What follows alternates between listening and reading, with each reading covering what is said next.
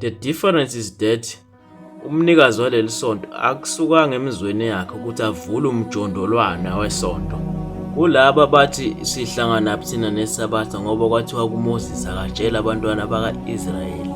Cha, umehluko ukuthi uShembe akavelanga wathi angivule umjondolwana wesonto. Kepha walanda uShembe Harry Smith entabazwe ukuthi akeze enhlangakazi. uNkulunkulu wafika wakhuluma naye face to face. Wamtshela ukuthi akugcinwe isabatha kanjani futhi abantu bebandla kumele bagqoke kanjani. Ngakho ngiyaphinda ngithi uShembe akusukanga kuyena ukuthi angivule umjondolwana wesonto ngoba sengikwazi ukushumayela.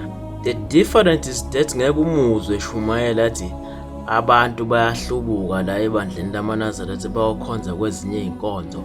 Ngakho lezo inkonzo ezikaSathane ebalandela uSathane labo bantu ngeke umuzwe uShembe esho njalo.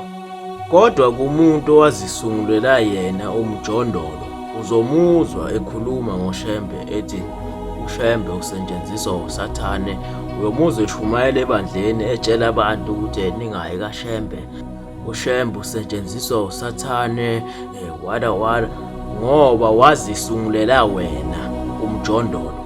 The difference ulapho ukuthi uShembe wathunywa uNkulunkulu ukuthi akenze lokhu, kanti wena uthunywa umuntu ukuthi uvule umjondolwana. Wasuka kuwe ukuthi vula umjondolwana. Ingakho uzoba nenkinga nebandla lamaNazaretha ngoba wazisungulela wena umjondolo. Waphela kunomehluko phakathi kwakho noShembe. uShembe is the prophet of God, kanti wena ungumuntu nje ozisungulele umjondolo wasubiza abantu. Ethwayo uzobona abantu bakho sebehamba bese uyaqala usebenzisa lona iBhayibheli ukugxeka izinkonzo zabanye abantu ngoba wena wazisungulela wena umjondolo. Engekho wayekuthumile wena, inhloso uyayazi ukuthi kungani wena wasungula umjondolo.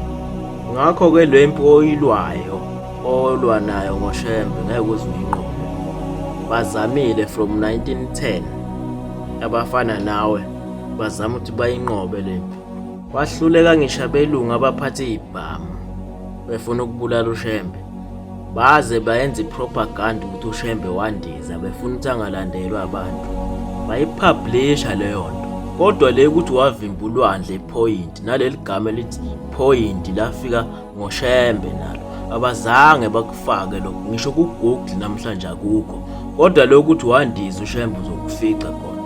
So abelungu bebemhlukumeza uShembe behlangene nabafundisi abamnyama abayisungulela bona imjondolo. Bebona ibandla likaShembe landa ngoba phela uShembe wayethunyiwe, bona babezenzela imjondolo bengathunywanga ngumuntu. To prove ukuthi uShembe wayethunywa uNkulunkulu, kwathi bemtalapha bona labelungu behlangene nabantu abamnyama bamtalapha phansi kwesihlahla. Wathi niyasibona isihlahla ningidalapha phansi kwaso sizowa lesihlahla. Uma ke sawa sabola saphelela enhlabathini sasithela, obekuchaza ukuthi mina ngithunywanga uNkulunkulu. Kodwa make sawa saphenduka amatshe, kuyobe kuchaza ukuthi lokho ngithunywa uNkulunkulu, leso sihlahla sikhona. Bemtalabhela ukuthi uShembe ulandelwa abantu abaningi emabandleni abo abawasungulwe bona bengathunyiwe, bayahamba bayojoyina uShembe. Ngakho musa ukulwa noShembe.